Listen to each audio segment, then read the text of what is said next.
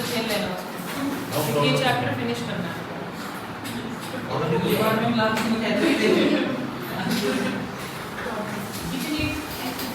जाएगी नहीं ऐसे, इतना कुछ नहीं बच रहा है ना।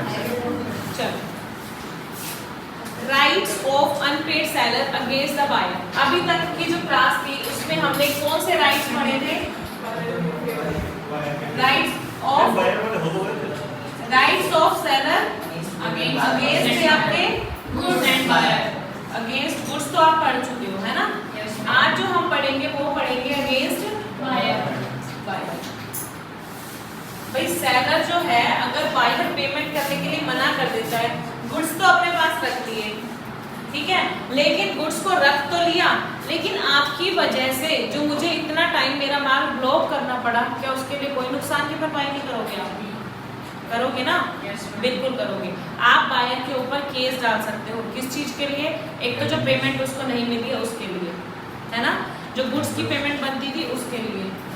सूट फॉर प्राइस, ठीक है। अब तुम कहोगे मैम अगर राइट ऑफ लीन एक्सरसाइज कर लिया था, गुड्स अपने पास रख लिए थे, तो फिर कहाँ का प्राइस मांग रहा है? ये प्राइस तब मांग रहा है जब वो गुड्स ट्रांसफर कर चुका है ना। अब हमेशा तो राइट ऑफ लीन एक्सरसाइज नहीं हो सकता ना। आपके केस में तो ऑलमोस्ट क्या होता होगा कि गुड्स बायर के पास पहुंच चुके होते हैं और बायर उसके बाद मना करता है कि मैं पेमेंट, ऐसा करते हैं ना, बहुत लोग करते हैं। जो दुकानदारी चलती है ना वो बहुत केसेस में उधार पर ही चलती है ना। कैश बेसिस वाले बहुत कम दुकानदार होते हैं, है ना। तो उधार पे चलती है, उधार माल बेचते हैं, फिर बाद में उसकी रिकवरी करते रहो हमसे, है ना, पैसे लेने जाना पड़ता है। और अगर वो पैसा नहीं मिलता फिर आपके पास लास्ट ऑप्शन क्या बचता है? सूट फॉर प्राइस, पैसे के लिए केस डाल दो उसके ऊपर। और इसके लिए ना टाइम देते हैं हम। पहले जैसे हमने किसी को सेल की, ठीक है, उसको हमने 1 महीने का टाइम दिया, भाई पेमेंट कर दो, ठीक है। 1 महीने में उसने पेमेंट नहीं की, हमने वेट किया, है ना, 2 महीने दिए, नहीं की उसने। अब उसने थोड़ी सी और पेनल्टी बढ़ाई एक तरीके से। क्या बोला उसने? भाई अब डेट दे रहा हूँ ये वाली, इस तक भी तूने पेमेंट नहीं की ना, उसके बाद तेरे ऊपर ब्याज लगना शुरू हो जाएगा, है ना। ब्याज वैसे पहले मन से भी लग जाता है। 1 महीने का टाइम वैसे उसको दे देते हैं, फिर 1 महीने बाद जब नहीं देता ना तो ब्याज लगानी शुरू कर देते हैं, ठीक है। पहले ब्याज की वो दंड दिया उसको, ठीक है। ब्याज का दंड देने के बाद भी वो पेमेंट नहीं कर रहा। भाई ब्याज तो तुम लगाई जा रहे हो, पनिशमेंट तो तुमने दे दी, लगाई तो जा रहे हो, क्या तुम्हें रिसीव भी हो रही है? ऐड करने से क्या होता रहेगा? वो तो कैलकुलेशन करते रहो, 10,000 उससे लेने थे, ले ब्याज 1,000 रुपए की लगा दी, फिर लगा दी 1,000 रुपए की। भाई 12,000 तूने बुक्स में तो लिख दिया 12,000 लेने, क्या वो दे भी रहा है तुझे? नहीं दे रहा। फिर जाके लास्ट ऑप्शन आपके पास क्या आता है? केस करना। क्या होता है ऑप्शन? केस करना। जाके अब केस डाल दो, तभी वो पेमेंट कोर्ट करवाएगी। अब आपकी क्लियर है? तो एक तो आप प्राइस के लिए केस कर सकते हो, दूसरा आपको अगर उस पार्टी के कैंसिल करने की वजह से कोई नुकसान हुआ है, यानी कि जो डैमेजेस हुए हैं, उसके लिए भी आप केस कर सकते हो। सूट फॉर डैमेजेस, ठीक है। उसके एक्सेप्ट ना करने की वजह से जो तुम्हें डैमेजेस हुए हैं, डैमेजेस का एग्जांपल अगर मैं दूं, मान लो मैंने अपना जो सामान है वो लोड करके इतनी दूर भिजवाया और वो तुम्हारी दुकान पर पहुंचने के बाद आप कह रहे हो कि मैं एक्सेप्ट नहीं करता, मुझे नहीं चाहिए ये चीज़, तो मेरा जो भिजवाने का खर्चा हुआ वो मैं ले सकता हूँ? भाई मैंने भिजवाया, उसको वापस भी मंगवाया, तो इसमें जो खर्चा हुआ वो आपको भुगतना पड़ेगा, तो मैं उसके लिए भी केस डाल सकता हूँ। उसके बाद आता है repudiation of contract before due date. Before due date का मतलब आपने अभी एग्रीमेंट किया कि हम इस दिन ये आज आपने कॉन्ट्रैक्ट किया कि हम इस दिन ये ट्रांजैक्शन करेंगे, तो ड्यू डेट अभी आगे है, मान लो 1 महीने बाद की ट्रांजैक्शन है, तो आपने 1 महीने से पहले अगर कॉन्ट्रैक्ट को तोड़ा है तो उस केस में आपके पास क्या अधिकार है वो पढ़ेंगे अभी हम। और लास्ट आता है आपका सूट फॉर इंटरेस्ट, ये भी मैं आपको भी रीड करवाती हूँ, तो एक एक करके पढ़ लेते हैं हम लोग, ठीक है। Rights of unpaid seller against the buyer personally, मतलब पहले गुड्स वाले पढ़े हैं, अब बायर के लिए पढ़ लेते हैं। An unpaid seller can enforce certain rights against the goods as well as against the buyer. Rights of unpaid seller against the buyer are known as seller's remedies for breach of contract. Remedies क्या होती हैं? उपाय, समाधान या उपचार जिसको बोलते हैं। तो सेलर के पास क्या समाधान है for breach of contract, contract के तोड़ने की वजह से, है ना। Rights of seller against the buyer are called right in personam. आपने ये पढ़ा था, जस्ट इन रैम और जस्ट इन पर्सोनम। याद आ रहा है? क्या था? सेलर कॉन्ट्रैक्ट और सेल में था, है ना।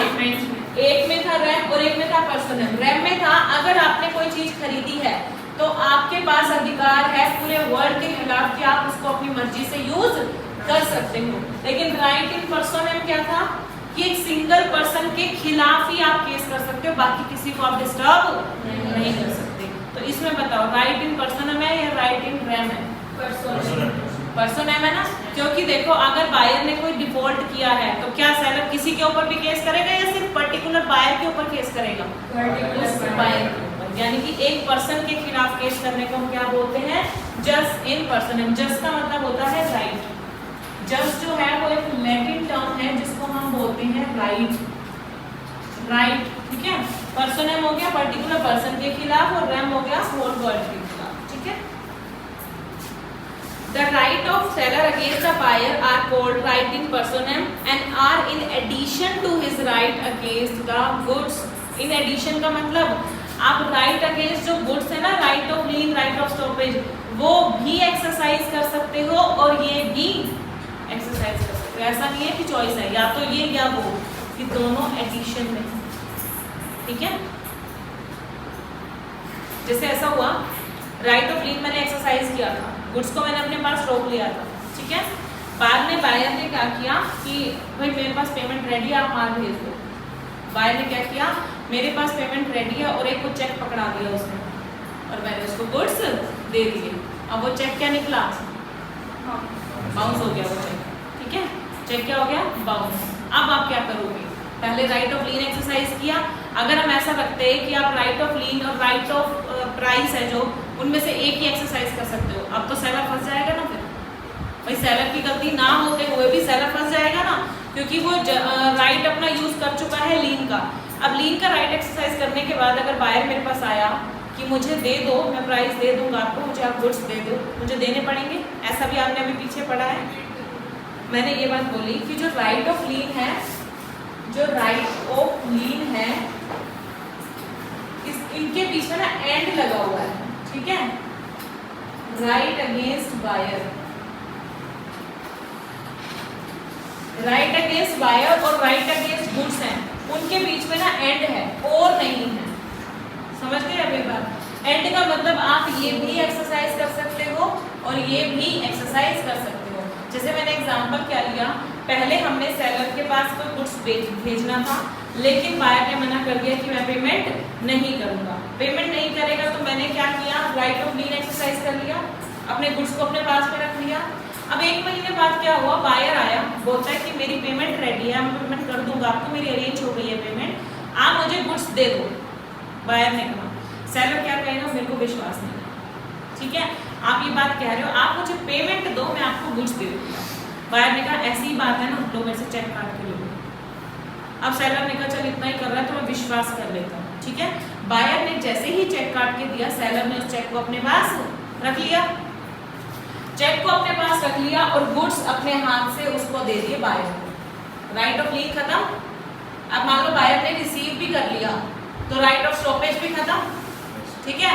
अब मुझे बताओ, गुड्स रिसीव करने के बाद अब मैं चेक लगाने गई बैंक में तो चेक क्या हो गया, डिसऑनर हो गया, है ना, बाउंस हो गया आपका चेक, पेमेंट नहीं आई।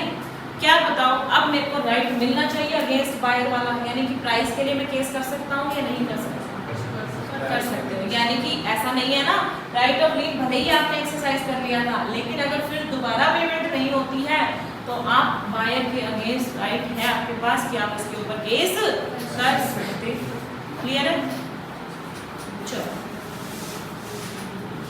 तो in addition to his right against the goods, इसमें प्लस लगा हुआ है दोनों के बीच में। अब क्या है, suit for price, where under a contract of sale ownership in the goods has passed to the buyer and the buyer wrongfully neglect, या तो गलती से मना कर दे या फिर refuses to pay for the goods, payment करने के लिए जानबूझ के मना करे, तो सेलर में sue him for the price of goods। मैंने कहा ना, ट्रक में लोड करवा के मैंने सामान भेज दिया, अब दुकान के पास पहुंच चुका है सामान और ये कह रहा है कि मुझे नहीं चाहिए, तो भाई बताओ ऐसा है, मैं तो छोड़ूंगा तेरे पास गुड्स, क्योंकि मैंने अपने रास्ते में भेज चुका हूँ, आपको पहले ही मना करना चाहिए था। हमारे एग्रीमेंट में लिखा हुआ था कि आप गुड्स को एक्सेप्ट करोगे, मैं आपको डिलीवर करूंगा और एक्सेप्ट करने के बदले आप मुझे पेमेंट करोगे। अगर आप एग्रीमेंट को तोड़ते हो तो मेरे पास अधिकार है कि जितने का गुड्स मैंने आपके पास भेजा है उतने के प्राइस के लिए मैं आपसे आपके ऊपर केस कर सकता हूँ। क्लियर है? Where under contract of sale the price is payable on a certain day irrespective of delivery। Delivery मान लो पहले होनी थी गुड्स की या बाद में होनी थी, इस चीज से कोई फर्क नहीं पड़ता, लेकिन पेमेंट की डेट डिसाइड थी, है ना। जैसे मान लो हमने पेमेंट डिसाइड कर रखी थी कि 30 सितंबर को हम पेमेंट करेंगे, चाहे डिलीवरी 5 सितंबर को करते हैं हम गुड्स की या फिर हम 15 सितंबर को करें, कोई फर्क नहीं पड़ता, लेकिन पेमेंट की हमने एक डेट फिक्स कर ली थी, कितनी? 30 सितंबर। तो price is payable on a certain day irrespective of delivery, और बायर रॉन्गफुली निग्लेक्ट करे या रिफ्यूजेस टू पे सच प्राइस। अब 30 तारीख को मना कर रहा है कि मुझे पेमेंट नहीं करनी है, तो बताओ सेलर केस कर सकता है? यस कर सकता है। Seller may sue him for the price although property in the goods has not passed and goods have not been appropriated to the contract। आपने अभी सिर्फ एग्रीमेंट ही तो किया था, चाहे यहाँ पर ना तो ओनरशिप ट्रांसफर हुई हो ना ही यहाँ पर डिलीवरी हुई हो, लेकिन एग्रीमेंट में पेमेंट की जो डेट थी वो डिसाइड थी, और उस दिन अगर आप पेमेंट करने से मना करते हो तो मैं आपके ऊपर प्राइस के लिए क्लेम डाल सकता हूँ। समझ रहे हो ये चीज? गुड्स भी मेरे पास, मालिकाना हक भी मेरे पास, लेकिन अगर एग्रीमेंट में डेट फिक्स की गई थी ना कि पेमेंट करने की, और उस दिन पेमेंट नहीं करता बायर, तो आप बायर के ऊपर केस डाल सकते हो। समझ आ रही है मेरी बात? पक्का? गुड्स भी मेरे पास है, बिल्स भी मेरे पास है ना, ऑनरशिप भी मेरे पास, पोजेशन भी मेरे पास, लेकिन अगर एग्रीमेंट में डेट फिक्स कर ली थी कि इस दिन पेमेंट होनी है, तो उस दिन पेमेंट होगी ही होगी, नहीं होती तो हम आपके ऊपर केस डाल सकते हैं। ठीक है? बायर जब भी एग्रीमेंट को साइन करता है ना, सोच समझ के ही करता है, कोई भी बायर ऐसे ही एग्रीमेंट साइन नहीं करता।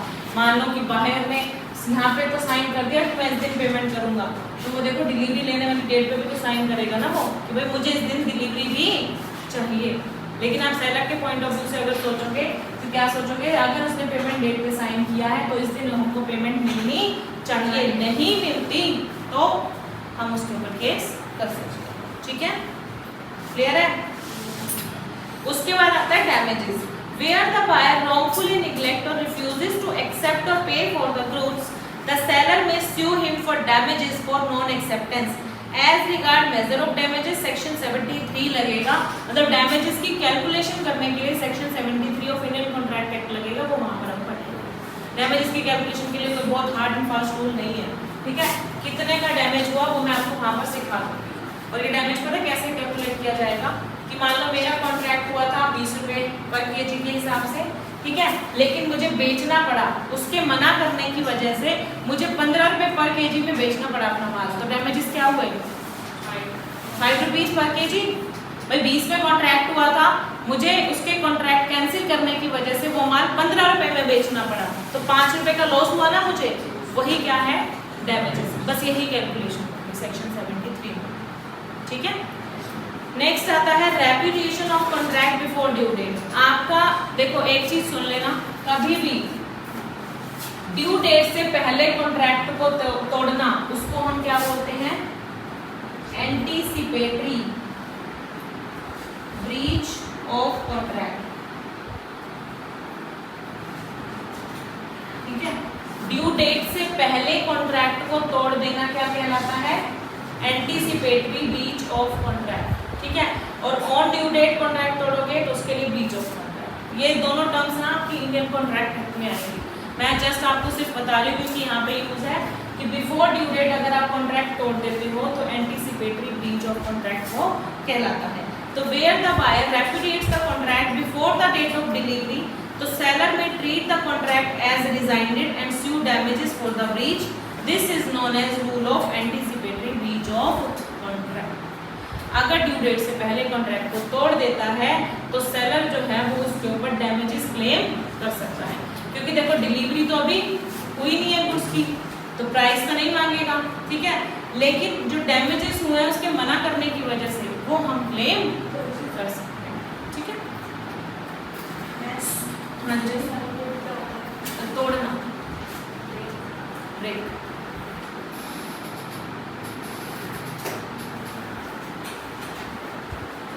कैंसिलेशन बोलते हैं ना, रिजाइन कर देना, छोड़ देना एक चीज को,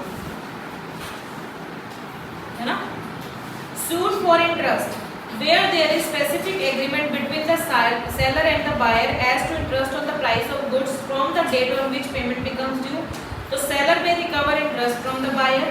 If however there is no specific agreement, the seller may charge interest on the price when it becomes due from such day as he may notify to the buyer. ये लाइन समझ में आई है? मैं तुम्हें शुरू से लेके एंड तक एक बात बोलती आई हूँ, अगर आपने किसी चीज से रिलेटेड स्पेसिफिक एग्रीमेंट किया है तो आप किसकी बात मानोगे? एग्रीमेंट। लेकिन अगर आपने कोई एग्रीमेंट नहीं किया है तो आप किसकी बात मानोगे?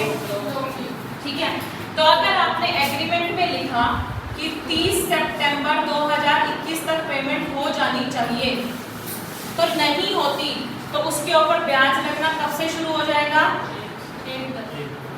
ये आपने एग्रीमेंट में लिखा, तो आप किसकी बात मानोगे? एग्रीमेंट। लेकिन अगर आपने कोई एग्रीमेंट नहीं बनाया था ब्याज से रिलेटेड, तो आप क्या करोगे? भाई क्या रूल कहता है लॉ में, क्या कहता है वो, जैसे ही सेलर ने बायर को फोन किया, जैसे 30 सितंबर मान लो उन्होंने डेट फिक्स कर रखी थी पेमेंट करने की, ठीक है, लेकिन कोई एग्रीमेंट नहीं बनाया था। अब सेलर ने क्या किया, बायर को फोन किया, कब? 1 अक्टूबर को। कब किया? 1 अक्टूबर को। आज शाम तक मेरे पास पेमेंट आ जानी चाहिए, नहीं तो कल से तेरे ऊपर ब्याज लगनी शुरू हो जाएगी। आज शाम तक मेरे पास पेमेंट आ जानी चाहिए, नहीं तो तेरे ऊपर ब्याज लगनी शुरू हो जाएगी। हिसाब से तो 30 सितंबर ड्यू डेट थी, है ना, जो उन्होंने मुंह से बोल रखी थी कि 30 तारीख तक पेमेंट आ जानी चाहिए, लेकिन नहीं आई तो उसने 1 दिन और भी दिया, है ना, तो ब्याज कब से लगनी शुरू होगी बताओ? 2। बोलो 2 से। भाई 1 का तो टाइम उसने फोन पे दे दिया ना, क्योंकि स्पेसिफिक एग्रीमेंट तो था ही नहीं। तो अगर स्पेसिफिक एग्रीमेंट नहीं है तो लॉ क्या कहता है, जिस टाइम आपने बायर को नोटिफाई किया है उस दिन के बाद से आपकी ब्याज लगनी शुरू हो जाएगी। ब्याज किस पे लगेगी? पेमेंट पे, यानी कि प्राइस ऑफ गुड्स पे। जितना गुड्स का प्राइस बनता था वो अगर उसने नहीं पे किया है तो प्राइस तो वो देगा ही देगा सूट फॉर प्राइस के अंदर, साथ ही साथ वो ब्याज भी उसको देनी पड़ेगी। क्लियर है?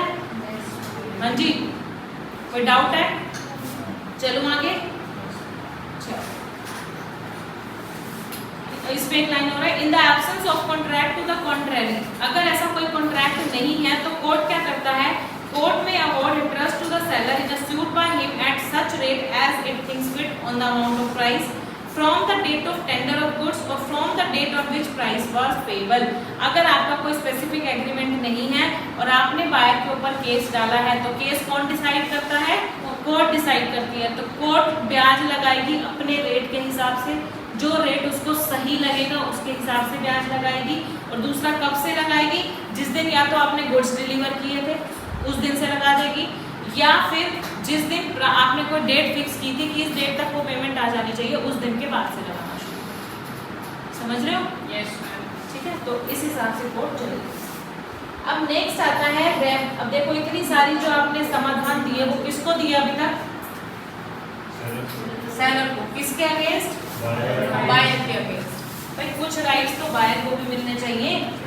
अगर सेलर कुछ कर जाए तो बताओ, तुम्हारे दिल को दुख नहीं रही? माल अभी तक तो तुम सोच रहे थे भाई किसकी तरफ से? सेलर की तरफ से। भाई मैं माल बेच रहा हूँ, अभी तक तो तुम ये सोच रहे थे माल बेच रहा हूँ तो अगर बायर मना कर देता है तो मैं ये कर सकता हूँ। अब आप ये भी तो सोच के देखो, अगर आप माल खरीदने वाले हो, अगर आप बायर हो, अब उसके पॉइंट ऑफ व्यू से सोच के चलो, बताओ बायर हो और सेलर क्या क्या डिफॉल्ट कर सकता है? Very good. सबसे पहली बात, सेलर अगर डिलीवरी ही ना करे, गुड्स ना दे मुझे, तो मेरे पास अधिकार है ना? तो पहला राइट है आपका damages damages for non delivery, आपके डिलीवरी ना करने की वजह से जो मुझे नुकसान हुआ है उसकी भरपाई करो। नुकसान देखो किस टाइप का हो सकता है, बताओ भाई, उसने डिलीवर नहीं किया, इससे मुझे क्या नुकसान हो सकता है? Very good.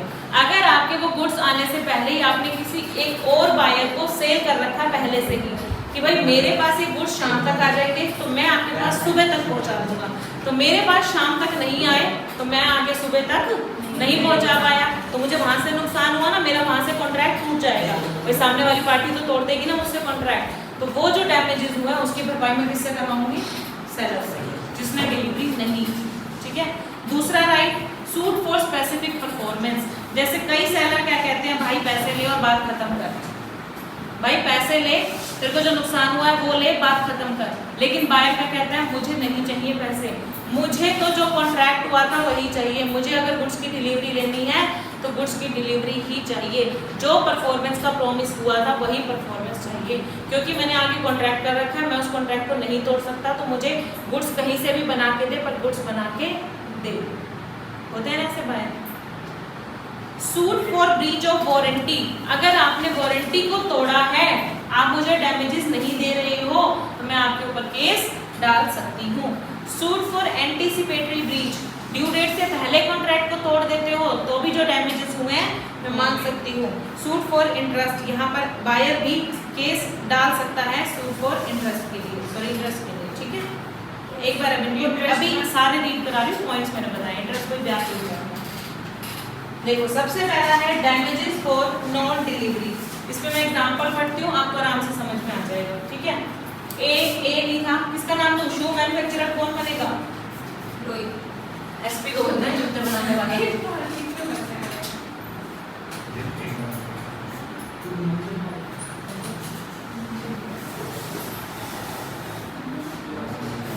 एसपी क्या है? शू मैन्युफैक्चरर है। इसने ना किसी के साथ एग्रीमेंट कर रखा था कि मैं तेरे को 100 पेयर ऑफ शूज बेचूंगा, कितने रुपए में? 1050 रुपए पर पेयर में। किसको खरीदने हैं भाई जूते?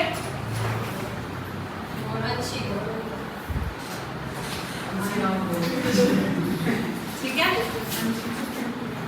कितने में कॉन्ट्रैक्ट हुआ है?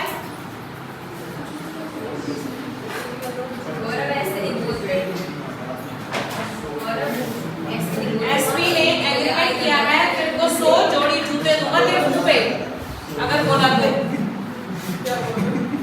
क्या बात है, 100 जोड़ी जूते दूंगा और 1050 रुपए पर जोड़ी रखा गया। अंशु कह रही थी मैं तो 3 जोड़ी ले आऊंगी।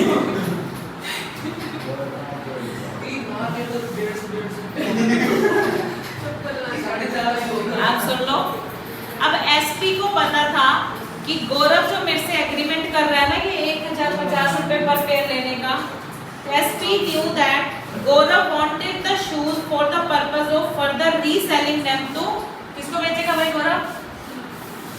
नाम बोल अपने आप।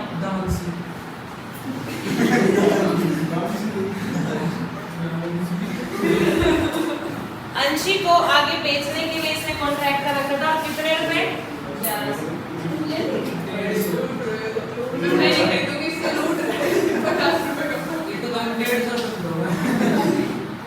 1100 रुपए पर पेयर बेचने का आगे कॉन्ट्रैक्ट कर रखा था। Upon the due date of delivery SP failed to deliver the shoes to Gaurav. Due date जब डिलीवरी की थी, मान लो डेट फिक्स की हुई थी 4 सितंबर, आज ही जूते डिलीवर कर रहे हैं और दोनों के दोनों यहीं बैठे हैं। ठीक है, तो एसपी ने गौरव को जूतों की डिलीवरी नहीं की। सुन लो, इससे क्या हुआ? अगर देखो एसपी ने गौरव को जूतों की डिलीवरी नहीं की तो क्या गौरव आगे अंशी को कर पाएगा? तो in consequence Gaurav could not perform his contract with Anshi for the supply of 100 pair of shoes. In this case, Gaurav can recover damages from SP. कितना damages recover करेगा? 50। समझ में आ रहा है? क्योंकि देखो इसको नुकसान कितने का हुआ, अगर ये 1050 में खरीदता और आगे 1100 में बेचता तो इसको 50 रुपए पर पेयर मुनाफा होता, तो इसको नुकसान तो मुनाफे का ही तो हो रहा है ना, बाकी तो क्या है? बाकी तो यहाँ से आते और यहाँ चले चले जाते। 1050 से 1050 तो हो गया कैंसिल।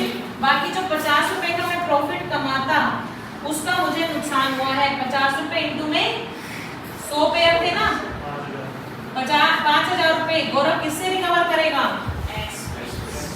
तुम्हारा दिल भी यही कह रहा है, यही रिकवर करना चाहिए। In this case, Gaurav can recover damages from SP at the rate of 50 rupees per pair. तो ये है आपका damages for non delivery, deliver ना करने की वजह से जो नुकसान हुआ है उसको रिकवरी करना। क्लियर है? Yes ma'am. चलो sued for specific performance क्या हो गया? ये फिर से एलएलबी में आ गए। अरे तो गौरव को अंशु को नहीं बेच देते। गौरव आगे अंशी को नहीं बेच देते। हाँ ठीक है, और एसपी टाइम पे देगा नहीं करता। हाँ तो गौरव भी बोल सकता है कि मैं मेरे को तो आगे बेच रहे थे, तू मेरे को 50 रुपए पर पेयर पर देगा। देना पड़ता है ना लोगों में तो हर चीज का। जरूरी नहीं। ये कह रहा है कि वो एसपी को पैसा दे ऐसी कि मैं तो बेच के भाई वो एसपी कहेगा कि जो तू डैमेजेस मुझसे मांग रहा है उस एग्रीमेंट की कॉपी दिखाओ मुझे। मेरी पार्टी डिटेल्स में नहीं देता, पर्सनल पार्टी नहीं देता। फिर प्रूफ तो देना पड़ेगा। अगर डैमेजेस क्लेम करने हैं तो कोर्ट भी आपसे ये प्रूफ भी मांगेगी तभी 50 रुपए रिकवर करवाएगी। ऐसे तो गौरव इतना झपलेबाज है कि ये बोलते मेरा तो 2000 रुपए में कॉन्ट्रैक्ट हुआ था। झपलेबाज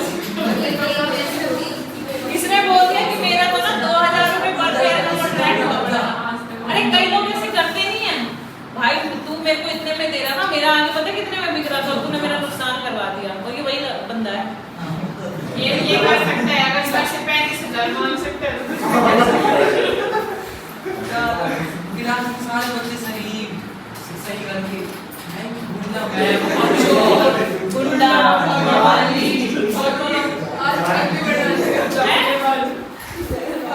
बोलो बोलो और भी वर्ड बोलो। डबलेबाज और बोरी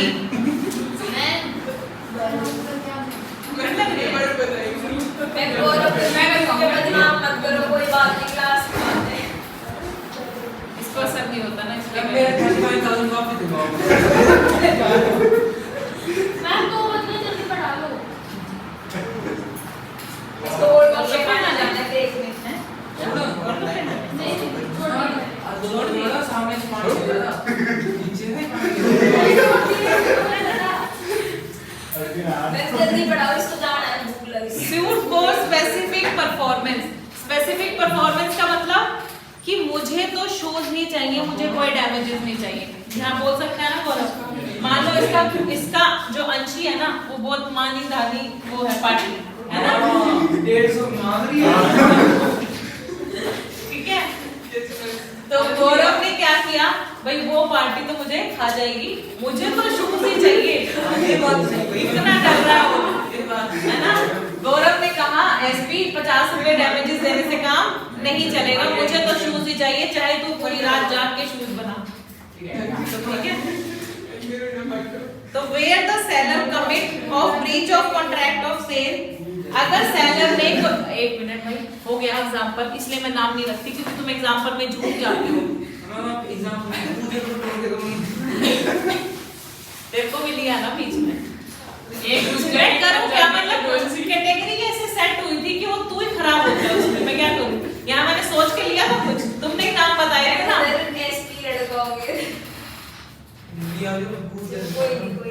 Where the seller commits of breach of contract of sale, जहाँ पर सेलर ने कॉन्ट्रैक्ट को तोड़ा तो buyer can appeal to the court for specific performance. Buyer court में जा सकता है। Court can order for specific performance only when the goods are ascertained और स्पेसिफिक। कोर्ट ऑर्डर देगी कि आपको परफॉर्म करना ही पड़ेगा अगर गुड्स कैसे हो, एसर्टेन्ड हो और स्पेसिफिक हो। यहाँ पर शूज क्या थे, स्पेसिफिक गुड्स थे। ठीक है, this remedy is allowed by the court subject to these condition. क्या क्या कंडीशन होनी चाहिए, एक तो कॉन्ट्रैक्ट जो है वो स्पेसिफिक और एसर्टेन गुड्स का होना चाहिए। दूसरा, power of court to order specific performance is subject to provision of specific relief act of 1963। मतलब उस राइट को भी ध्यान में रखते हुए कोर्ट ऑर्डर देगी, आपको उस राइट को पढ़ने, उस एक्ट को पढ़ने की जरूरत नहीं है। It empowers the court to order specific performance where damages would not be an adequate remedy. कुछ कॉन्ट्रैक्ट ऐसे भी होते हैं जहां पर डैमेजेस उसके नुकसान की भरपाई नहीं कर सकते। जैसे किसी, मान लो किसी उसकी जो वाइफ की डेथ हो गई थी, वहां पर आप कितने भी उसको डैमेजेस रिकवर करवा दो, क्या उसकी वाइफ वापस आ सकती है? नहीं आ सकती ना। तो वाइफ वहां पर आपको स्पेसिफिक परफॉर्मेंस ही करवानी पड़ेगी। मतलब कुछ कॉन्ट्रैक्ट ऐसे होते हैं जहां पर डैमेजेस नहीं भरपाई कर सकते उस चीज की जब तक आप कॉन्ट्रैक्ट को पूरा ना कर दो। जैसे मैंने यहाँ पर बोला कि उसको डैमेजेस नहीं चाहिए थे क्योंकि ये पार्टी पीछे पड़ जाएगी, तो गौरव ने क्या कहा कि मुझे तो जूते ही चाहिए, स्पेसिफिक परफॉर्मेंस ही करनी पड़ेगी। It will be granted as remedy if goods are of special nature और आर यूनिक। अगर गुड्स कोई स्पेशल नेचर के हैं जहां पर आपका डैमेजेस से काम नहीं चलेगा, तो वहां पे कोर्ट को स्पेसिफिक परफॉर्मेंस के लिए ऑर्डर देना पड़ेगा। ठीक है,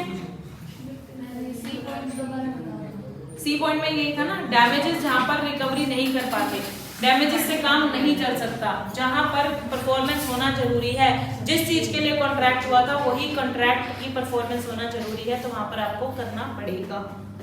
जैसे इन्होंने एक एग्जांपल ले रखा है, ए ने एग्रीमेंट किया था to sell a rare painting of Mughal period to be. Mughal period की कोई पेंटिंग थी, उसने बी को बेचने का एग्रीमेंट किया था, but on the due date of delivery A ने मना कर दिया कि मैं नहीं बेचूंगा। अब B may file a suit against A for obtaining an order from court to compel A to perform the contract. यहाँ पर बी क्या कह रहा है, भाई तेरे पेंटिंग ना बेचने की वजह से मुझे नहीं चाहिए कोई भी नुकसान, मुझे तो पेंटिंग ही चाहिए। और उसके दिल के करीब होगी वो पेंटिंग, मुगल पीरियड की पेंटिंग थी, उसको तो पेंटिंग ही चाहिए, तो कहीं से भी ला पेंटिंग ला के दे, तूने एग्रीमेंट किया क्यों था उससे? एक तरीके से पीछे पड़ जाओ सेलर के, है ना। नेक्स्ट आता है suit for breach of warranty, where there is breach of warranty on the part of seller और where the buyer elect to treat breach of condition as breach of warranty. ये दोनों term समझ में आनी चाहिए आपको, है ना। ब्रीच ऑफ वारंटी में क्या होता है, अगर वारंटी तोड़ी तो सिर्फ डैमेजेस मिलेंगे। ब्रीच ऑफ कंडीशन, अगर कंडीशन तोड़ी तो डैमेजेस के साथ में आपको कॉन्ट्रैक्ट को भी तोड़ सकते हो। तो जहां पर बायर ने ब्रीच ऑफ कंडीशन को ब्रीच ऑफ वारंटी ही माना है या सेलर ने ब्रीच ऑफ वारंटी किया है, तो buyer is not entitled to reject the goods only on the basis of such breach of warranty. Buyer के पास यह अधिकार तो नहीं है कि वो कॉन्ट्रैक्ट को तोड़ सके, लेकिन उसके पास क्या अधिकार है, बट ही में set up against the seller the breach of warranty in diminution or extension of the price or the sue the seller for damages for breach of warranty। वो सेलर के ऊपर केस डाल सकता है। मान लो जितने में उसने एग्रीमेंट किया था, है ना, जितने में उसने एग्रीमेंट किया था और सेलर ने उस कॉन्ट्रैक्ट को तोड़ दिया, बाद में बायर को वही चीज ज्यादा प्राइस पे खरीदनी पड़ी, तो बताओ वो डैमेजेस क्लेम कर सकता है सेलर से? यस, यही तो है ब्रीच ऑफ वारंटी। भाई उसने कहा था कि मैं तुझे इतने में प्रोडक्ट दूंगा, उसने अपना कॉन्ट्रैक्ट नहीं निभाया, मुझे वही चीज किसी और से ज्यादा प्राइस में खरीदनी पड़ी, ठीक है, तो मेरा जो डिफरेंस अमाउंट है आपकी वजह से मुझे जो खरीदनी पड़ी वो मैं उससे क्लेम कर सकता हूँ, ठीक है। sue the seller for damages for breach of warranty, और breach of warranty की वजह से जो भी मुझे नुकसान हुआ है वो आपको भरना पड़ेगा। नेक्स्ट आता है repudiation of contract before due date. ये वही वाली लाइन है, बिफोर ड्यू डेट में क्या था, anticipatory breach of contract, where either party to a contract of sale repudiate the contract before the date of delivery, तो other may treat the contract as subsisting and wait till the date of delivery. यानी कि मान लो एक party ने contract तोड़ा तो दूसरी party को वेट करना चाहिए, उसने परफॉर्मेंस नहीं की, जैसे डिलीवरी करने का कॉन्ट्रैक्ट किया था लेकिन सेलर ने डिलीवरी नहीं की, लेकिन बायर को अभी भी वेट करना चाहिए ये मानते हुए कि अभी मेरा कॉन्ट्रैक्ट टूटा नहीं है, कॉन्ट्रैक्ट अभी भी एग्जिस्ट करता है, या फिर उसकी इच्छा है तो वो कॉन्ट्रैक्ट को रिजाइंडेड मान सकता है, मतलब तोड़ा हुआ मान सकता है, और अगर उसने तोड़ा हुआ माना कॉन्ट्रैक्ट को तो अब वो डैमेजेस क्लेम कर सकता है। तो बायर के पास दो ऑप्शन होते हैं, है ना, या तो अपना धैर्य मेंटेन करके रखे या फिर पेशेंस को खत्म कर दे अपनी और सीधा डैमेजेस के लिए केस डाल दे, ठीक है। नेक्स्ट आता है सूट फॉर इंटरेस्ट। इंटरेस्ट का वही है अपना Nothing in this act shall affect the right of seller or buyer to recover interest or special damages in case whereby low interest or special damages may be recoverable, or to recover the money paid where consideration for the payment of it has paid. इसमें example देखोगे तो आराम से समझ में आ जाएगा। देखो, in case of sale of cigarette which turn out to be mild, ठीक है, and unfit for consumption, कोई सिगरेट थी जो अनफिट हो गई, मतलब खराब हो चुकी है। फंगस देखा आप लोगों ने, जैसे किसी चीज पे लग जाता है तो वो चीज कंजम्पशन के लिए नहीं है, तो वो सिगरेट समझ लो खराब हो गई थी। तो damages were awarded on the basis of difference between the contract price and the price released। मतलब किसी ने आपको सिगरेट बेची जो कि खराब थी, है ना, सेलर ने बेची जो कि खराब थी। ये एग्जांपल यहाँ क्यों सेट किया है? खराब हो जाना फंगस से। In case of absence of transfer of title or registration, the purchaser cannot claim damages for breach of condition and warranty relating to sale.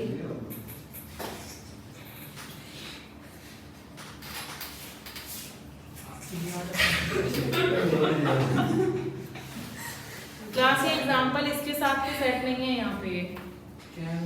Suit for interest वही है जो आपने सेलर के केस में रखा था, ठीक है।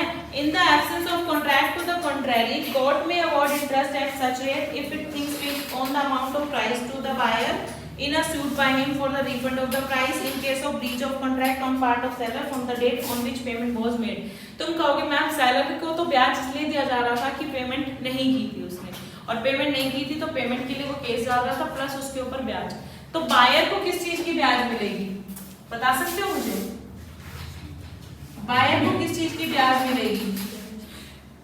मान लो किसी बायर ने पेमेंट कर दी थी, ठीक है, मान लो किसी बायर ने पेमेंट कर दी थी आज के दिन 4 सितंबर को, ठीक है, और इनका जो कॉन्ट्रैक्ट हुआ था डिलीवरी करने का कि हम 30 तारीख तक डिलीवरी कर देंगे, ठीक है, 30 तारीख तक डिलीवरी कर देंगे। अब सेलर ने डिलीवरी नहीं दी, गुड्स नहीं भेजे, बायर ने क्या कहा, तेरे पास 5 दिन और हैं, मुझे माल पहुंचा दे, तेरे पास 5 दिन और हैं, मुझे माल पहुंचा दे, अदरवाइज मैं कोर्ट में केस करूंगा जिसमें मेरी जो पेमेंट हो चुकी है। देखो आपने जो पेमेंट उसके पास ब्लॉक करके रखी, क्या आप उसके ऊपर ब्याज नहीं लोगे? जो पैसा आपने कितने दिन तक, ऑलमोस्ट महीना हो गया आपने उसको दे रखा है और वो आपको गुड्स उसके बदले में नहीं दे रहा है, तो हम क्या करेंगे, बायर जो है केस कर सकता है कोर्ट में कि मुझे मेरा पैसा भी वापस चाहिए और उस पैसे के ऊपर ब्याज भी चाहिए, और कोर्ट ये रिवॉर्ड आपको देता है। मैम अगर ये उसने पहले पेमेंट कर दी तो अनपेड सेलर तो रहेगा ही नहीं। तो यहाँ पे अनपेड सेलर के अगेंस्ट थोड़ी कर रहे हो, बायर सिर्फ सेलर के chapter unpaid seller against the buyer था, पर buyer against the unpaid seller नहीं था। ऊपर देखो है ऐसा, पहले अनपेड है तो क्या ऊपर हेडिंग पढ़ो, remedies of buyer against the seller. अगर सेलर कोई भी दिक्कत कर देता है, हाँ पेमेंट हो गई वो सेलर अनपेड और उसके बाद भी तो कुछ कंडीशन है, तो फिर आपने अगर पेमेंट ही नहीं करी तो आप केस कैसे डालोगे उसके ऊपर? तो जब डिलीवरी होगी तब तो पेमेंट करेंगे। ऐसा जरूरी है क्या? आपको लो ऐसा कहता है कि जब डिलीवरी होगी उसके बाद ही पेमेंट करोगे? कुछ कॉन्ट्रैक्ट ऐसे भी चलते हैं जिसमें एडवांस पेमेंट चलती है, डिलीवरी बाद में होती है। और ये चीज मैंने शुरू में बता दी थी, ये कभी भी आपके लॉ के मेजर पार्ट नहीं है कि डिलीवरी पहले होनी चाहिए कि पेमेंट पहले होनी चाहिए, बताया ना।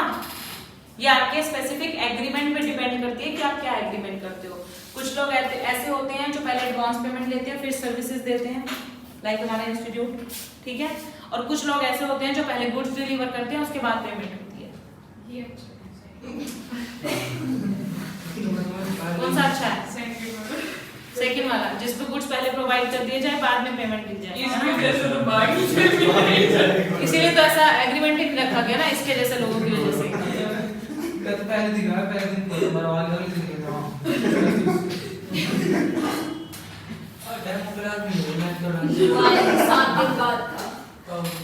चलो नेक्स्ट आता है आपका ऑक्शन सेल। ऑक्शन सेल सुनिए, मैंने बीच में कुछ बताया भी था, वो हैमर वाला केस।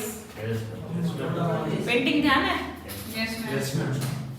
वो 3 बार बजाती वो जैसे ही हैमर हम 3 बार बजाते हैं, बोली लगती है, ठीक है, 1 लाख, 1 लाख 1, 1 लाख 2, फिर पीछे से बोली आ जाती है 1.5 लाख की, है ना। तो लास्ट में जब वो 3 तक पहुंच जाती है तो वही बोली फिक्स कर दी जाती है, और जैसे ही बोली फिक्स हुई हम हैमर 3 बार ऐसे थ्रो करते हैं। हैमर 1, 2 और 3 बार, जब तीसरी बार भी वो थ्रो हो जाता है तो यानी कि वो एग्रीमेंट बन जाता है, वो कॉन्ट्रैक्ट ऑलरेडी मतलब ऐसे क्रिएट किया जाता है कि अब वो पेंटिंग उसी को ही मिलेगी जिसने ये बोली लगाई थी और जिसकी बोली पे ये 3 बार हैमर थ्रो हो चुका है, ठीक है। ये होती है ऑक्शन सेल। अब देख लो यहाँ पर, an auction sale is a mode of selling property by inviting bids publicly. Public को बुला के बोली लगवाई जाती है, बिड्स बोली होती है, ठीक है, और इनवाइट की जाती है। And the property is sold to the highest bidder, जो सबसे ज्यादा बोली लगाता है, जो सबसे हाईएस्ट बिडर होता है, उसको वो प्रॉपर्टी बेची जाती है। ऑक्शनियर कौन होता है? An auctioneer is an agent govern by law of agency, यानी कि वो जो हैमर वाला इंसान है ना, जो बोली लगवा रहा है, उसको हम बोल रहे हैं यहाँ पे auctioneer. When he sells, he is only the agent of the seller. Seller कोई और है, पेंटिंग किसी और की है, मैं तो सिर्फ बिकवा रहा हूँ, ठीक है। तो मैं किसके एजेंट की तरह काम कर रहा हूँ? सेलर के एजेंट की तरह। He may, however, sell his own property as the principal and need not disclose the fact that he is so selling. लेकिन वो अपनी खुद की भी प्रॉपर्टी बेच सकता है, लेकिन जरूरी नहीं है सामने वाले को ये बात बताए कि मेरी प्रॉपर्टी है।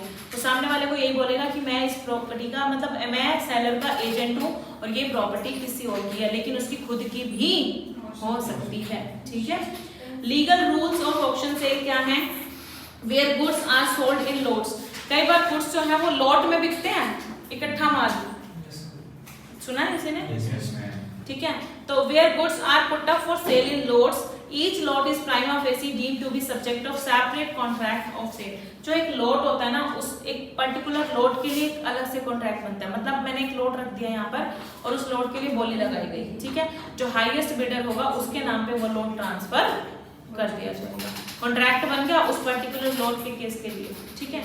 Completion of contract of sale, the sale is complete. Sale कब कंप्लीट होती है? जब 3 बार, है ना।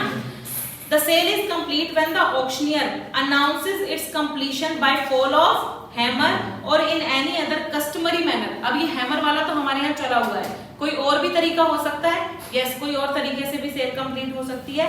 And until such announcement is made, any bidder may retract from his bid. जब तक ये 3 बार हैमर नहीं गिरता तब तक कोई भी बीच में बोली लगा सकता है, लेकिन जितना अमाउंट की लगी हुई है उससे ऊपर की लगानी पड़ेगी, ठीक है। Right to bid may be reserve. अब सुनना, ये जो बिड लगाने का अधिकार है ये पब्लिक को तो हमने दिया ही दिया, हम ऐसा कुछ राइट रिजर्व भी करके रखते हैं। रिजर्व मतलब मान लो हमने ना पहले से कोई सेटिंग कर रखी है, ये पेंटिंग मैं रोहित को ही बेचूंगी, है ना, तो मैंने एक रिजर्व करके रख दिया राइट कि तू इतने की बोली लगाना, इससे नीचे जाने ही मत देना। कोई इससे ऊपर वाला बंदा आ गया ना तो तेरे को ऊपर की भी लगानी पड़ेगी, समझ रहे हो। Right to bid may be reserved expressly by or on behalf of the seller, ठीक है। एक minute, and where such a right is expressly reserved but not otherwise, तो seller or any one person on his behalf may bid at the auction। अब Rohit auction cell में बैठेगा लेकिन ये दूसरे लोगों को जाहिर नहीं होने देगा कि किसके बिहाफ पे काम कर रहा है, सेलर के बिहाफ पे। हाँ बोलो। पिछले वाला कंप्लीशन वाला यही था। Completion of contract of sale का मतलब कब आपका कॉन्ट्रैक्ट बन जाएगा। कॉन्ट्रैक्ट कब बना था? जब हमारा फॉल ऑफ हैमर 3 बार हो चुका था, लेकिन हैमर के 3 बार फॉल होने से पहले तक बोली इधर उधर हो सकती है, ठीक है। Where the sale is not notified by the seller, where the sale is not notified to be subject to a right to bid on behalf of the seller, it shall not be lawful for the seller to bid himself or to employ any person to bid at such sale, or for the auctioneer knowingly to take any bid from the seller or any such person, and any sale contravening this rule may be treated as fraudulent by the buyer। एक बात ध्यान रखना, यहाँ पे वो बोल रहा है कि अगर सेल आपने नोटिफाई नहीं की है, तो अगर sale is not notified to be subject to a right to bid on behalf of the seller, तो it shall not be lawful। ये जो मैंने यहाँ बंदा बिठाया है ना, ये तो कुछ नहीं कहेगा, ठीक है, लेकिन सेलर जो है वो नोटिफाई करके चलेगा कि मैं मतलब इतना प्राइस तो मैं मिनिमम रख के चलूंगा। जैसे मैंने एक बंदा जो बिठा रखा है, बिडर यहाँ पे बिठाया हुआ है, वो बिडर जो बोली लगाएगा उतना मैंने प्राइस फिक्स करके रखा हुआ है, ये बात उसको नोटिफाई करनी पड़ेगी। अगर नहीं करता तो वो बोली कैसी मानी जाएगी, फ्रॉडुलेंट मानी जाएगी। मतलब चुपके से नहीं बिठा सकता इस बंदे को, समझ रहे हो, धोखे से नहीं बिठा सकता, सामने वालों को बता के बिठाएगा कि यहाँ पर एक बंदा बैठेगा, या फिर मैंने एक ऐसा मिनिमम प्राइस सेट करके रखा है, आपको उससे ऊपर की ही बोली लगानी है। अगर उससे ऊपर कोई बंदा एग्री नहीं करता तो पहले ही इस बोली वाली जो ऑप्शन सेल जो हो रही है उससे बाहर निकल सकता है, ठीक है। It shall not be lawful for the seller to bid himself. देखो ये तो है नहीं, जो सेलर की पेंटिंग है, सेलर क्या खुद पब्लिकली वहां पे बैठ सकता है? नहीं, ये पॉसिबल ही नहीं है और ये लीगल भी नहीं है। It shall not be lawful for the seller to bid himself और to employ any person to bid at such sale or for the auctioneer knowingly to take any bid from the seller and any sale contravening this rule। यानी कि हिसाब से सुनना, जो seller है वो कोई भी खुद से बोली नहीं लगा सकता, प्लस में किसी भी पर्सन को ऐसे बैठा नहीं सकता बोली लगवाने के लिए, समझ रहे हो, किसी भी पर्सन को बीच में बोली लगाने के लिए बैठा नहीं सकता, या फिर ऑक्शनियर को नहीं कह सकता कि तू कोई अपना पर्सन बिठा दे जो मेरे बिहाफ पे बोली लगा सके, ये लीगल नहीं है। लेकिन अगर आपने कोई चुपके से बिठाया हुआ है तो आपका वैलिड वो हो जाएगा, समझ गए। चुपके से का मतलब ये है कि एक ऐसा बिडर जरूर बैठा होगा सेलर के बिहाफ पे जो मिनिमम प्राइस सेट करके चलेगा। एक बात सुनो, एक सेलर का मान लो कोई घर बिक रहा है, ठीक है, एक सेलर का घर बिक रहा है, अब जब सामने लोग बैठे हैं ना, वो क्यों लगाएंगे करोड़ों में बोली, लेकिन उस सेलर ने उस पर पैसा लगा रखा जो कि करोड़ों रुपए है, और सामने जो पर्सन आके बैठे हैं ना, वो बोली पता क्या लगा रहे हैं, 1 लाख 2 लाख। अब मान लो 3 बार हैमर गिरा, बेचारा सेलर तो लूट जाएगा, और वो 2 लाख पे अगर 3 बार हैमर गिर गया तो 2 लाख में एग्रीमेंट हो जाएगा ना, क्योंकि मैंने क्या बताया कि कॉन्ट्रैक्ट कब बन जाता है, जैसे ही 3 बार हैमर गिरता है तो आपका कॉन्ट्रैक्ट बन जाता है। अगर मान लो कॉन्ट्रैक्ट 2 लाख का बन गया तो सेलर का क्या होगा। इसीलिए एक मिनिमम प्राइस सेट करके रखा जाता है, और आप ऐसे बोल तो नहीं सकते ना कि कम से कम इतने का घर बिकेगा, तो एक ऐसा बिडर ही बिठाया जाता है जो मिनिमम प्राइस को बोल के चलेगा। बेस प्राइस को सेट करते हैं। हाँ, बेस प्राइस जिसको कह सकते हो आप। क्या कह रहे हो? मैम अगर जो बिल्डर है उसी की सबसे हाईएस्ट रेट, हाँ वो भी तो कौन सा बिडर, हाँ उसी की हाईएस्ट तो वही खरीद लेगा, फिर सेलर का घर सेलर के पास। तो इतने पैसे नहीं देते, अगर हवा पानी पड़ा तो सेलर का घर सेलर के पास ही ना, पैसे देने की जरूरत ही नहीं है, समझ लो उसी के साथ कॉन्ट्रैक्ट वो बंदा तो मैं उसको ही जानता था ना, बाकी लोग तो नहीं जानते। ठीक है, तो चलेगा सर। मतलब उससे ज्यादा मैं बिकता तो मेरा बिक जाता, नहीं बिका तो मेरा घर मेरे पास ही है कि नहीं। अब जैसे मान लो बैंक से लोन लिया, ठीक है, घर गिरवी रखवाया था, बैंक से लोन लिया था, अब बैंक को वो बंदा लोन की रीपेमेंट नहीं कर रहा, तो बैंक क्या करता है, बोली लगवा देता है ना घर की। अब मुझे बात बताओ, बैंक जब बोली लगवाएगा तो वो भी तो एक बेस प्राइस रखेगा ना, जितना उसका लोन अमाउंट था, समझ रहे हो। मान लो उसका लोन अमाउंट करोड़ों में था, सामने वाले जो बिडर आए वो बोल रहे थे लाखों में, क्या बैंक बेचेगा घर को? नहीं, तो वो भी बेस प्राइस कितना सेट करेगा, जितना उसके लोन की रिकवरी हो जाए, है ना, तो वो बेस प्राइस सेट हो जाएगा। उसमें भी एक बिडर ऐसा बैठाया जाएगा जो उस लोन अमाउंट को पहले ही बोल देगा, उसके ऊपर जिसने बोली लगानी है लगाओ, ठीक है। यही है। अब आगे जो आपका वर्ड लिखा हुआ है reserved price, the sale may be notified to be subject to reserve और अपसेट प्राइस। एक ऐसा रिजर्व प्राइस रखा जाएगा जिससे कम पे बोली लग ही नहीं सकती। प्रिटेंडेड बिडिंग क्या होती है? If the seller makes use of pretended bidding to raise the price, the sale is voidable at the option of buyer. मान लो सेलर ने कोई ऐसा बिडर बिठा रखा है जो जबरदस्ती हुई प्रिटेंड कर रहा है, खरीदना उसमें कुछ नहीं है। जैसे उसने पहले 1 करोड़ बोला, पीछे से एक और आवाज आ गई 1 करोड़ 10 लाख, अब उसकी बोली खत्म हो गई ना कहीं से, और सेलर जबकि बेचना ही नहीं चाहता था, 1 करोड़ 10 लाख हो गई, ठीक है। अब इसने कहा 1 करोड़ 20 लाख, मतलब जबरदस्ती बोली लगा रहा है, खरीदना इसने कुछ नहीं है। तो अगर ऐसी प्रिटेंडेड बिडिंग होती है और इसमें अगर कोई बायर मान लो ज्यादा प्राइस पे खरीद लेता है, क्योंकि देखो उसको वो घर खरीदना था, तो ये जब 1 करोड़ 10 लाख पीछे से आवाज आई थी, इसने बोला 1 करोड़ 20 लाख, लेकिन उसको खरीदना है तो वो क्या बोलेगा 1 करोड़ 30 लाख, है ना।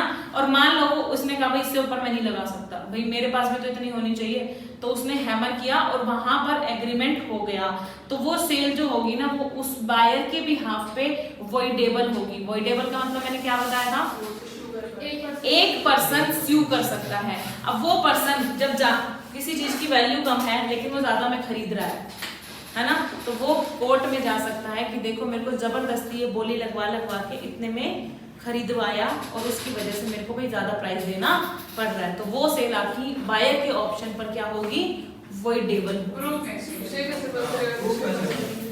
मार्केट रेट नहीं होते किसी चीजों के, मार्केट रेट कैसे पता कि भाई प्रैक्टिकल चलो ना, पता नहीं चलेगा कि भाई सामने वाला क्यों बोली लगा रहा है ऐसे। ऑक्शन में मार्केट रेट क्या है, एक बेस प्राइस का रख सकते हैं, मार्केट रेट तो बहुत ऊपर जाएगा ऑक्शन में।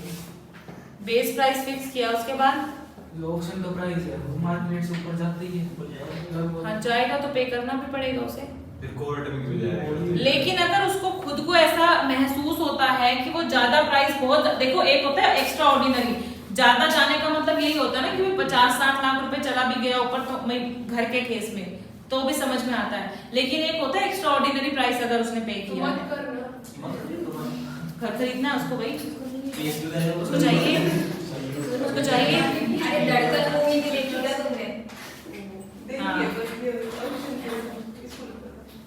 सुनील शेट्टी ने खरीदा था ना उसका, एक बदला लेने के लिए कि मैं अमीर हूँ। उसमें मैम उसने ट्रिपल प्राइस बोल दिया था, तो वो ही बोला था उसका पर उसने सुन लिया। एक एग्जांपल है, पी ने एक कार बेची है बाय ऑक्शन, पी ने एक कार बेची है by auction. It was knocked down to Q, who was only allowed to take it away on giving a check for the price and signing an agreement that ownership should not pass until the check was cleared.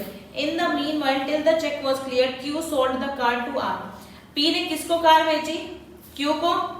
लेकिन एक शर्त क्या रखी गई थी कि आपने जो मुझे चेक दिया है, जब तक वो चेक क्लियर नहीं होगा तब तक आपके पास ओनरशिप ट्रांसफर नहीं होगी। लेकिन चेक के क्लियर होने से पहले क्यू ने क्या किया, आर को बेच दिया, कार सेल कर दी। It was held that property was passed on the fall of hammer. और हमने ऑप्शन सेल में क्या बताया था, ओनरशिप तो कब ट्रांसफर हो जाती है, फॉल ऑफ हैमर से ही। And therefore R had a good title to the car. जिसने कार खरीदी है, जो सेकंड बायर है, क्या उसके पास गुड टाइटल ट्रांसफर होगा? यस, क्योंकि गलती तो किसकी थी, क्यू की थी। Both sale and sub sale are valid in favour of Q and R respectively. यहाँ पर गलती नहीं थी वैसे क्यू की, क्यों? क्योंकि ये क्या थी, ऑक्शन सेल थी। सी की गलती थी मैम, उसको ये नहीं कहना चाहिए कि ओनरशिप ट्रांसफर नहीं। हाँ, ये कंडीशन लगा ही नहीं सकता। अगर आप ऑक्शन सेल कर रहे हो तो आपको ऑक्शन सेल के रूल भी पता होने चाहिए।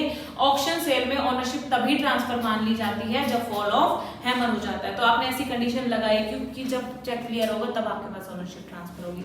ये कंडीशन की कोई वैलिडिटी ही नहीं है। तो ओनरशिप तो तभी ट्रांसफर हो गई थी जब फॉल ऑफ हैमर हुआ था। तो क्यू ने आर को बेची है, वो भी वैलिड सेल। पी ने क्यू को बेचा है, वो भी वैलिड सेल। ठीक है हाँ जी मैम, अगर ये जैसे इस ऑप्शन सेल से किसी को सेल कर दी और उसके बाद अगर वो इंसॉल्वेंट हो गया है, उसके मतलब कुछ हो गया, पैसे नहीं दे पाया, तो फिर क्या होगा? तब ओनरशिप जो ट्रांसफर हुई है तो उसके ऊपर वही राइट ऑफ लीन आप एक्सरसाइज करोगे अनपेड सेलर की तरह, समझ गए? वही वापस से दोबारा रिकॉल करो। दोबारा ऑप्शन सेल कर सकती, दोबारा ऑप्शन सेल वो तो होएगी, लेकिन इस बायर के अगेंस्ट तो आपके पास यही राइट बचेगा ना, वो तो आप फिर रीसेल करोगे, है ना? राइट ऑफ लीन भी एक्सरसाइज हो जाएगा और राइट ऑफ फिर रीसेल भी जनरेट हो जाएगा। इंक्लूजन और ऑफ इंक्रीज्ड और decreased taxes in contract of sale, where after a contract has been made but before it has been performed, tax revision takes place.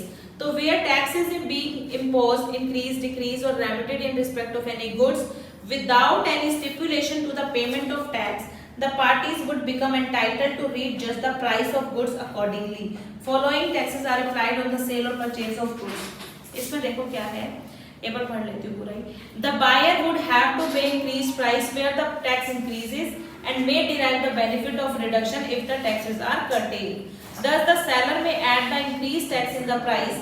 The effect of provision can, however, is excluded by the agreement to the contrary. It is open to the parties to stipulate anything regarding to taxation. एक बात सुनना, तुम अपने दिमाग से ही बोलना है वाली बात है ना। मान लो आपने एक एग्रीमेंट कोई टैक्सेशन से रिलेटेड एग्रीमेंट रिलेटेड टू मार कर चेंज कर लो करो, अभी भी तो सही चल रहा होगा तो।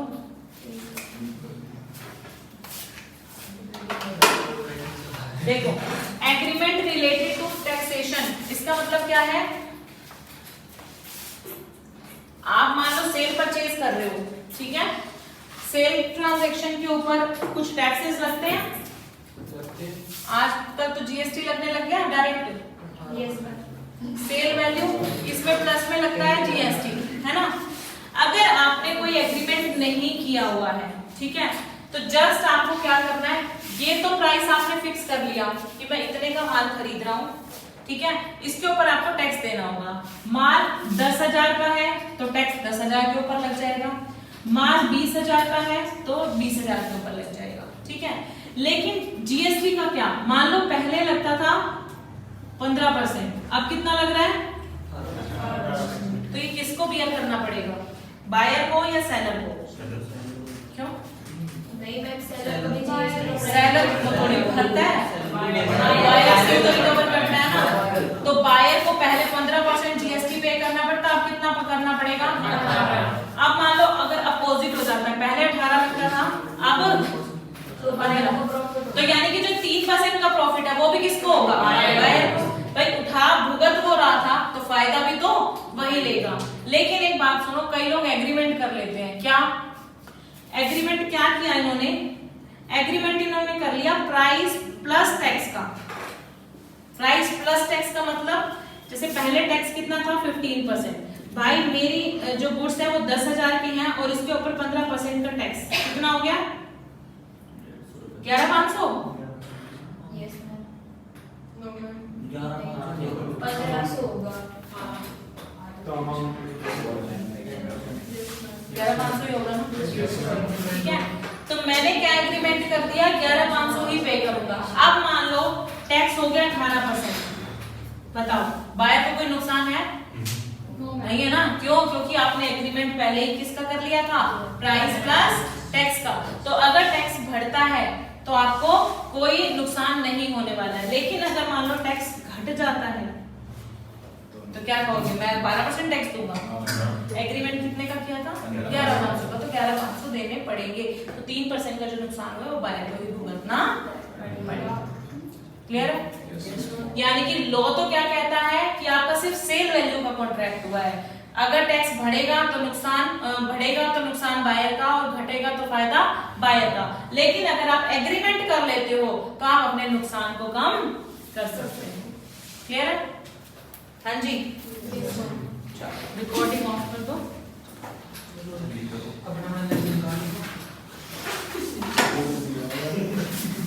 कर दो भाई।